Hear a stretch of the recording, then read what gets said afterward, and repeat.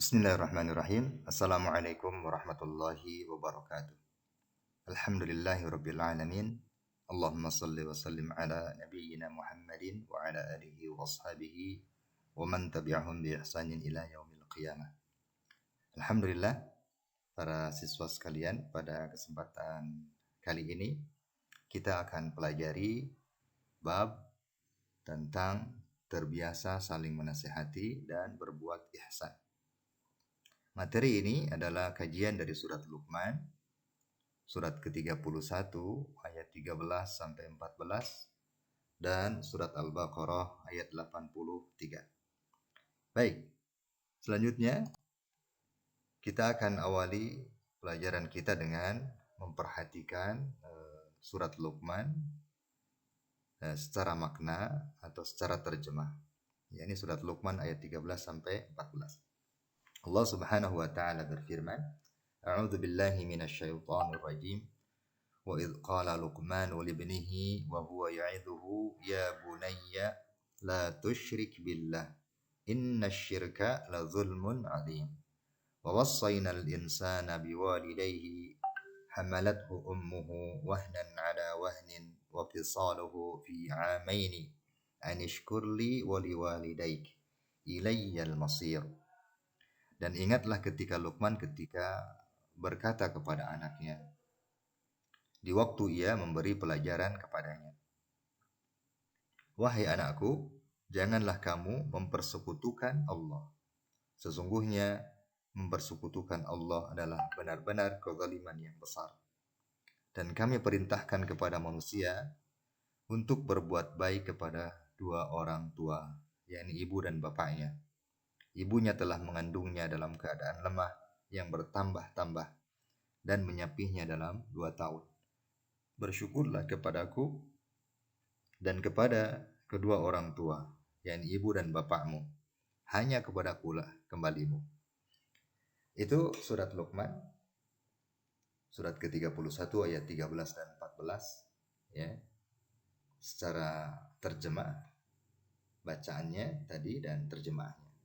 Kemudian selanjutnya kita akan pelajari tajwid yang terdapat dalam ayat-ayat tadi, yakni dalam surat Luqman surat ke-31 ayat 13 sampai 14. Hanya mungkin tidak secara keseluruhan kita bahas tajwid dalam ayat-ayat tersebut. Kita akan pelajari beberapa saja yang mungkin dianggap penting dalam kaidah ilmu tajwid. Yang pertama, terdapat dalam lafaz libnihi wa huwa. Ya, libnihi. Ya, ini di sini ada ha dhamir. Ya, ha dhamir. Pada kalimat libnihi, maka ini disebut dalam kaidah ilmu tajwid adalah mad silah qasirah. Ya, mad silah qasirah. Disebut juga dengan istilah lain, yakni mad silah sughra atau mad silah kecil. Ya, karena sesudah dhamir ha ini yang berkasrah, kasrah berdiri ini, di hadapannya huruf yang bukan hamzah atau alif. Ya, jadi ha dhamir yang di depannya itu menghadapi huruf ya, bukan hamzah ya, atau alif, maka disebut dengan mad silah qasirah. Kemudian yang kedua, ya, ya'idhuhu, ini sama, ini ha dhamir, ya, ha dhamir, kemudian dengan domah yang terbalik, di depannya bukan huruf alif atau bukan hamzah. Ini juga sama, disebut dengan mad silah qasirah. Adapun panjang bacaannya adalah 2 harokat. Baik, yang ketiga, ya, pada kalimat la zulmun azim.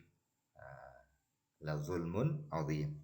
Yani mim, ya, la zulmun, ya, tanwin, ya, menghadapi huruf ain. Nah, dalam istilah tajwid ini masuk dalam kaidah hukum nun mati atau tanwin. Maka kalau nun mati atau tanwin di sini dalam contoh ini, dalam kalimat ini adalah tanwin, ya, la zulmun, mim yang ditanwin domah menghadapi huruf ain.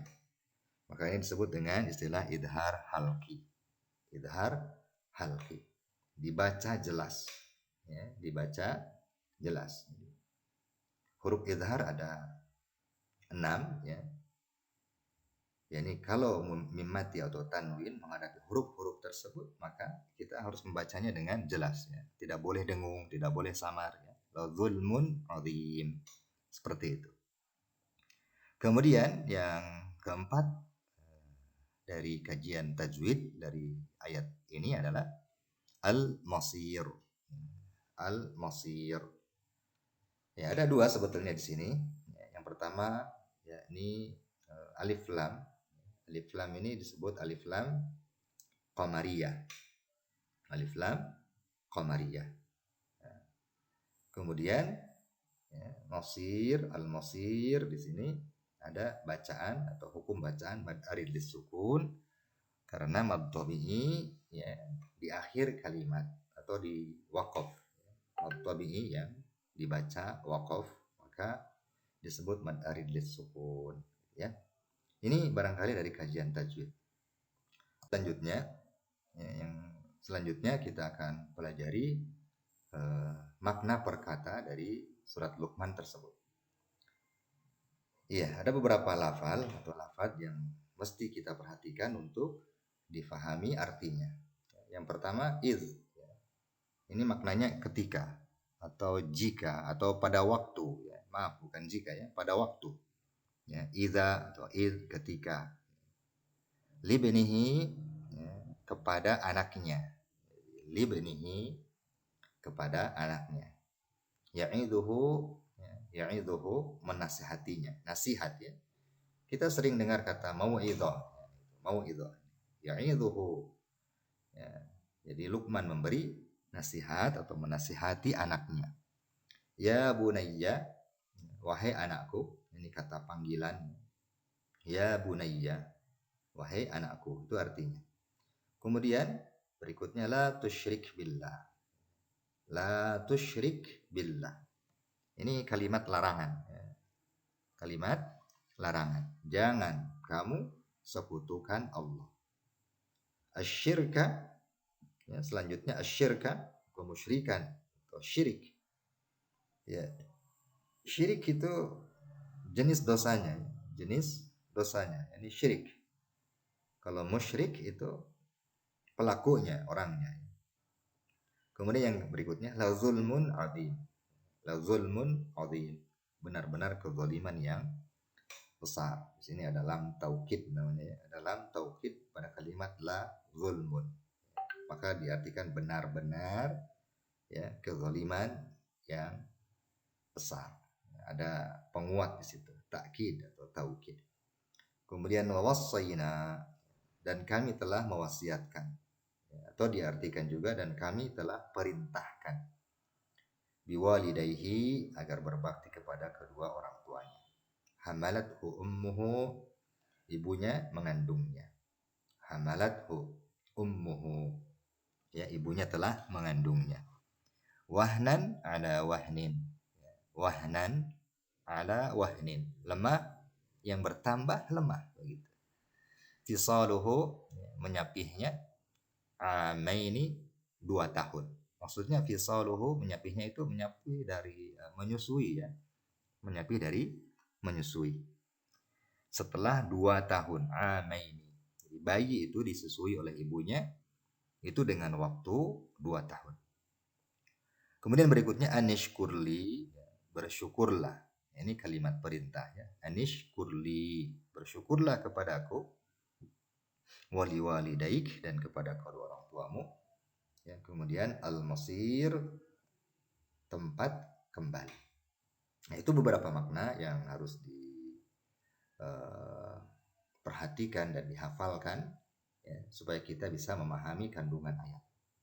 Baik, selanjutnya ya di sini kita akan pelajari atau kita akan melihat apa pelajaran atau faidah dari surat Luqman ayat 13 dan 14 ini. Adapun faedahnya yang pertama, keutamaan saling menasihati, terutama orang tua kepada anaknya.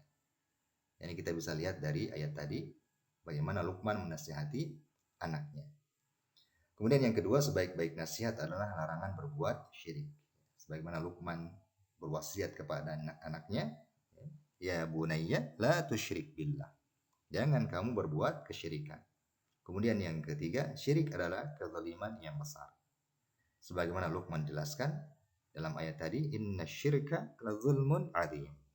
Sungguh kesyirikan itu adalah kezaliman yang besar. Kemudian yang berikutnya, ya, perintah berbuat baik kepada kedua orang tua. Jadi Allah tegaskan dalam ayat yang ke-14-nya, wassaynal insan biwalidayhi. Wassaynal insan biwalidayhi. Dan kami perintahkan, kami wasiatkan kepada insan, kepada manusia agar berbuat baik kepada kedua orang tua. Kemudian penjelasan tentang perintah bersyukur kepada Allah dan kepada kedua orang tua, yakni pada kalimat anishkurli waliwalidaik. Yang berikutnya, ya, penjelasan tentang batasan menyusui, yakni selama 2 tahun. Tadi wa fisaluhu amaini, ya, selama 2 tahun. Jadi menyapihnya selama 2 tahun. Kemudian yang terakhir, yakni penjelasan adanya hari kiamat. Yakni Allah tegaskan di akhir ayat, ya, ilayyal masir, ya, kepada kula tempat kembali kalian. Baik, itu barangkali makna sekaligus tadi dipelajari tajwid, kemudian terakhir kita pelajari tentang faidah atau pelajaran dari surat Luqman. Semoga kita bisa memahaminya dengan baik kemudian mengamalkannya. Allahumma amin ya rabbal alamin. Subhanakallahumma rabbana bihamdika asyhadu an la ilaha illa anta astaghfiruka wa atubu ilaik. Wa akhiru da'wana alhamdulillahi rabbil alamin. Wassalamualaikum warahmatullahi wabarakatuh.